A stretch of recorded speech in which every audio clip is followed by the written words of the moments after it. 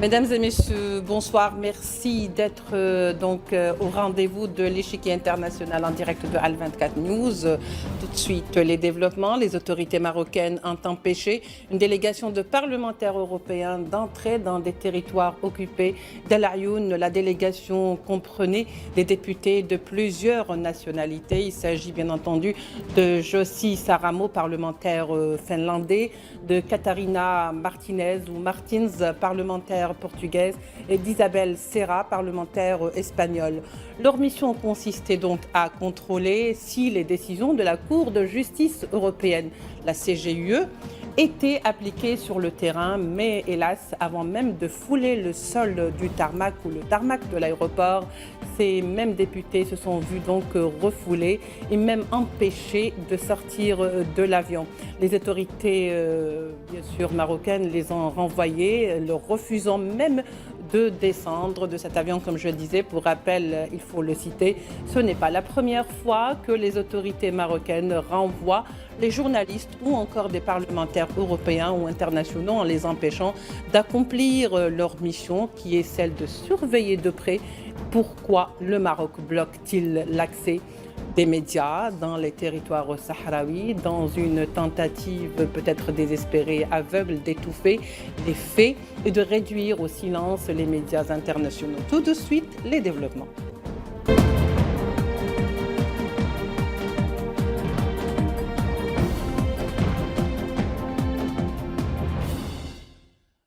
Pour en parler ce soir, nous accueillons avec beaucoup de plaisir ici présent sur le plateau Sami Qaïdi. Vous êtes journaliste donc Al Moudjahid. Merci d'être avec nous.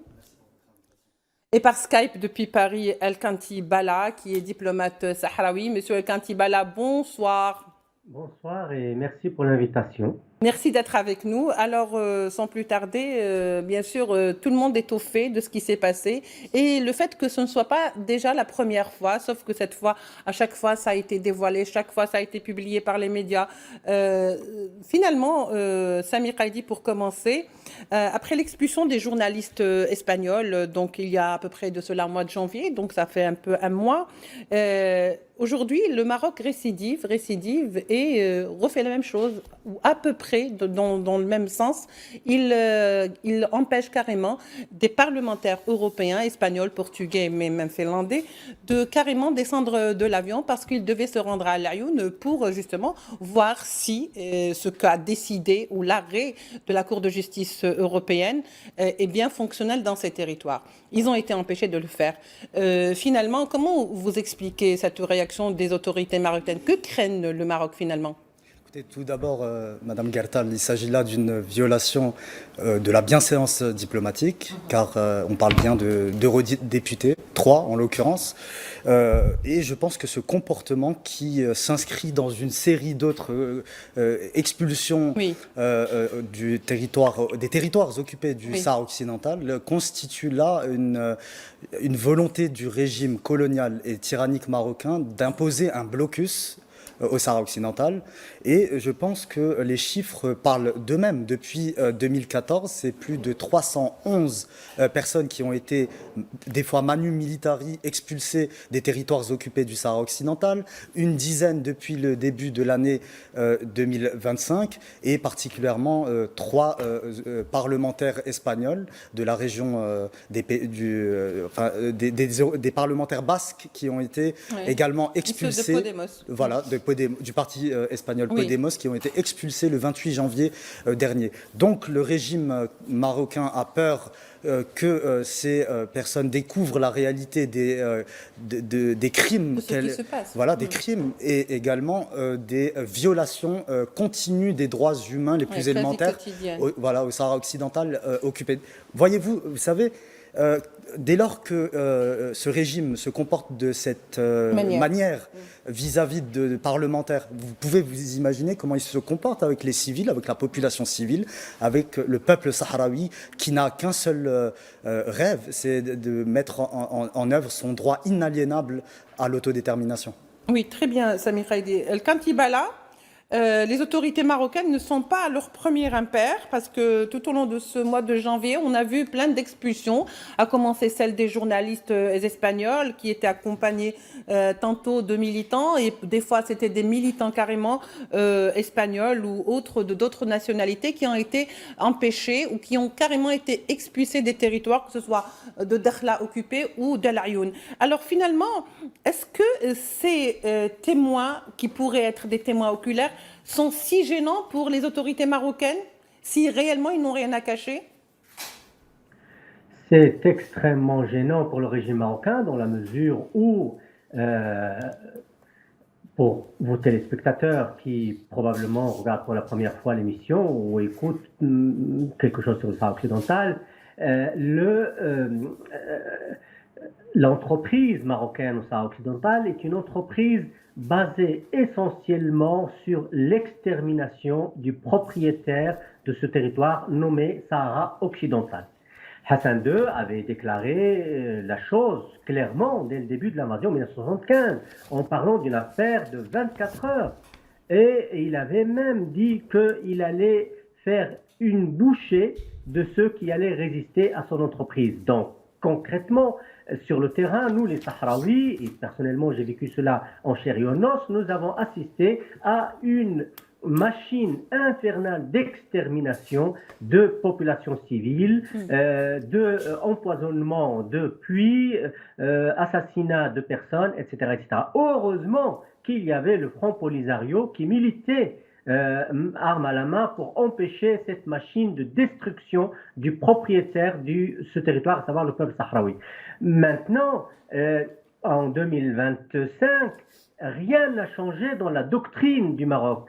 Seulement les moyens ont été modifiés, c'est-à-dire au lieu d'exterminer et de tuer, le régime marocain entend en finir avec le peuple sahraoui par d'autres moyens.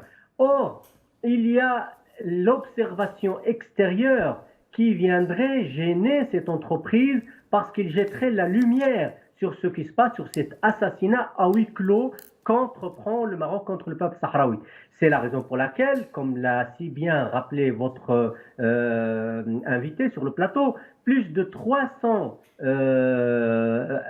personnes, eurodéputés, journalistes, militants des droits de l'homme, organisations des droits de l'homme, ont été refoulés manu militari du territoire parce que le Maroc, effectivement, comme vous le dites dans votre question, craint effectivement que l'on évente la véritable entreprise criminelle du Maroc au Sahara occidental. Oui, très bien. Alors, Monsieur Kantibala, Sami Kaidi, je vous propose à tous les deux, à nos téléspectateurs, de voir ensemble justement ces journalistes qui, à leur arrivée, pensaient bien s'en sortir, mais hélas, ils ont tout de suite vu des agents de la sécurité peut-être ou marocaines, des autorités marocaines, les empêcher de quitter l'avion. Tout de suite, on les voit ensemble et on revient au débat.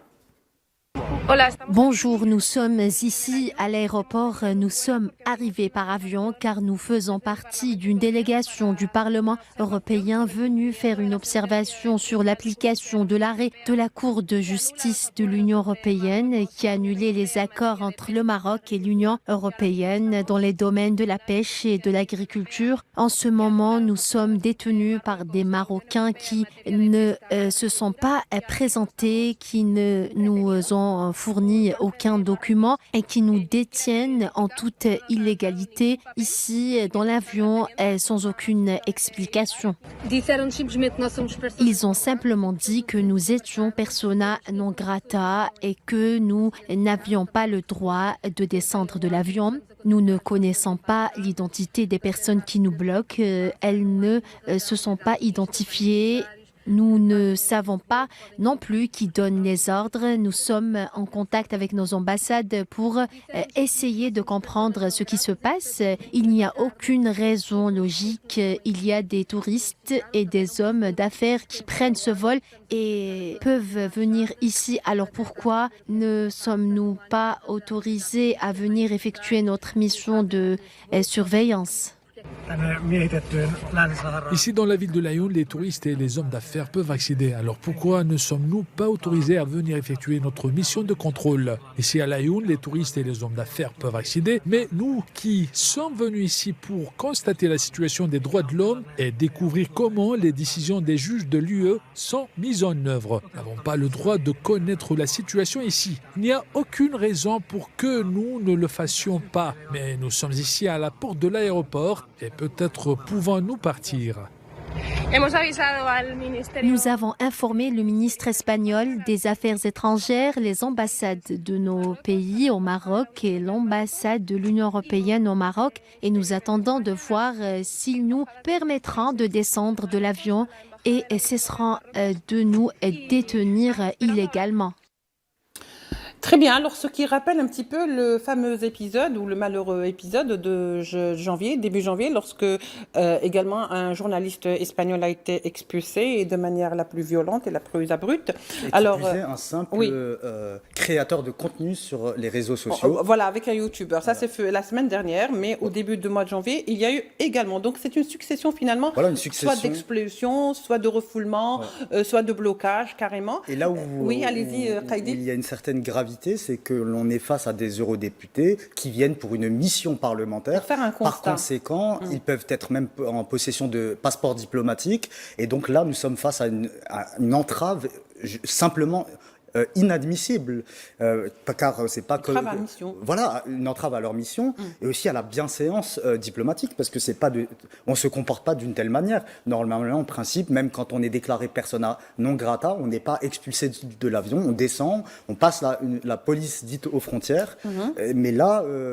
Les eurodéputés sont à bord n'ont même pas foulé le tarmac de l'aéroport, et c'est là où c'est extrêmement grave. Et effectivement, pour rebondir sur les propos qui ont été prononcés par M. Kanti Bala, il y a une volonté d'exterminer tout un peuple, d'exterminer le peuple sahraoui à huis clos. Il faut savoir que même des armes interdites par le droit international. Le même procédé utilisé en Palestine. C'est le même procédé qui est utilisé en Palestine occupée.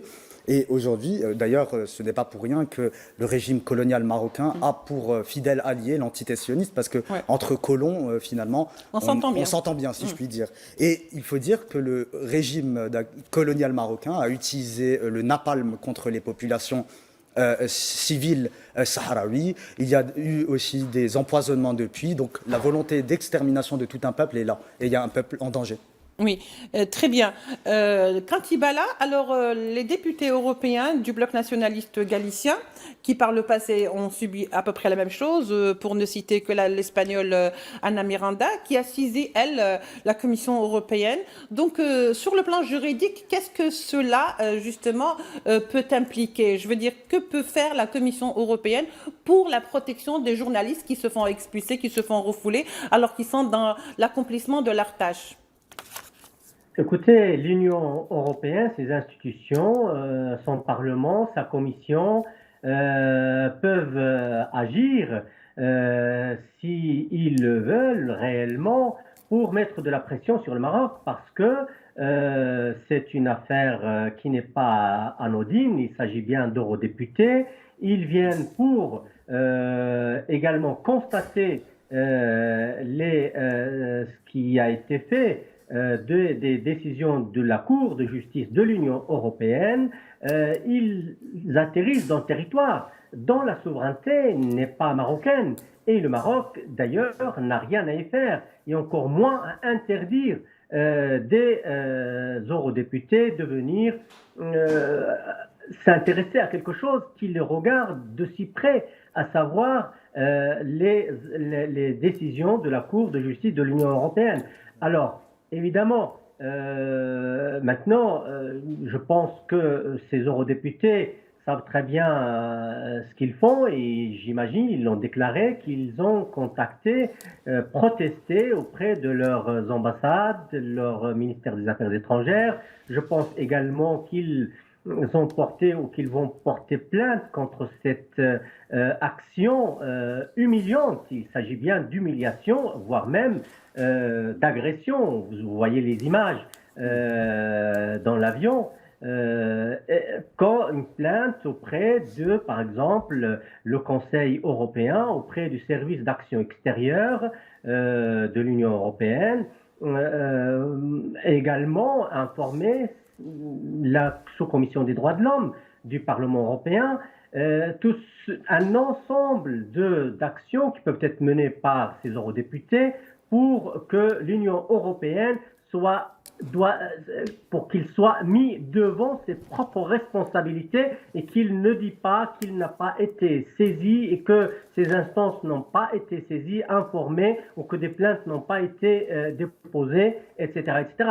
Et la conséquence de tout cela est que respectivement, les États de ces eurodéputés, en l'occurrence le Portugal, la Finlande et l'Espagne, doivent réagir vis-à-vis de ces maltraitements, mais aussi l'Union européenne à travers ses différentes institutions, parce qu'il s'agit bien entendu des eurodéputés. Oui, Sami Kaidi, on va faire un petit peu une sorte de retour en arrière. Depuis 2014, donc, selon un rapport de la Ligue de la protection des prisonniers politiques sahraouis, le LPPS, depuis 2014, il serait 307 donc, militants, médias, journalistes et peut-être même des parlementaires qui se sont vus refuser l'accès au territoire sahraoui.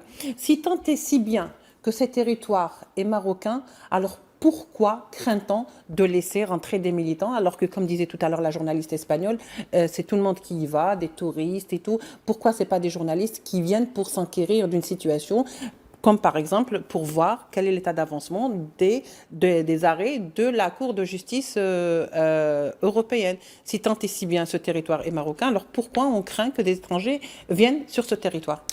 Si réellement il n'y avait rien à cacher. J'ai envie de dire que la bête est blessée et que dans son entreprise d'imposer le fait accompli colonial, le Maroc a perdu la manche et enchaîne somme toute les camouflés ces dernières semaines. Il faut rappeler quand même la décision extrêmement importante de la Cour de justice de l'Union européenne qui, le 4 octobre dernier, a annulé les deux accords commerciaux de taille, c'est les accords de pêche et les accords agricoles qui relient l'Union européenne au Maroc en excluant les territoires occupés du Sahara occidental.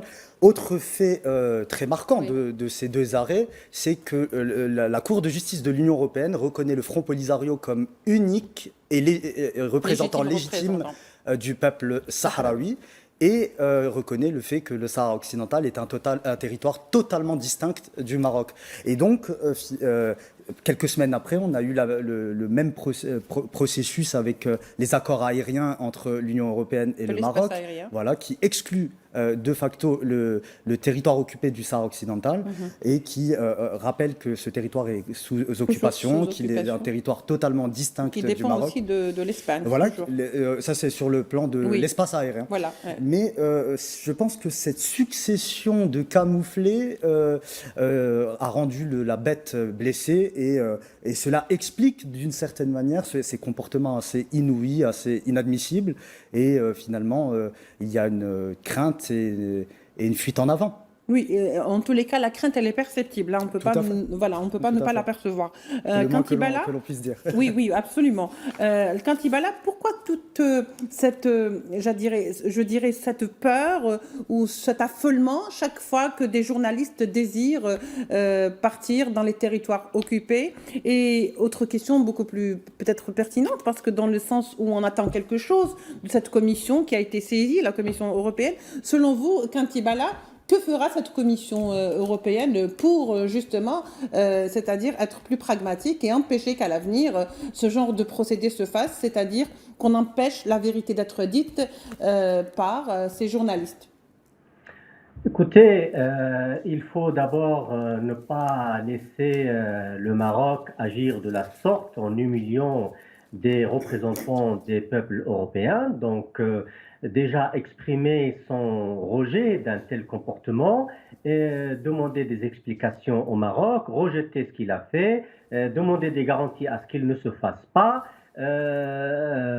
plus tard, et qu'il accepte à ce que des journalistes, des organisations des droits de l'homme, des institutions européennes des eurodéputés viennent en toute liberté au Sahara occidental pour, entre autres choses, justement vérifier si les arrêts de la Cour de justice de l'Union européenne sont bel et bien respectés par le Maroc et par les institutions européennes. Mais il faut quand même préciser que cette Union européenne traverse quelque part des difficultés énormes, pas seulement sur le Sahara occidental, mais sur plusieurs terrains internationaux et où la cohérence n'est pas vraiment son côté fort. Et le Sahara occidental le prouve cette fois-ci à travers ces eurodéputés. Donc on verra à l'aune de ce qui s'est passé à ces eurodéputés comment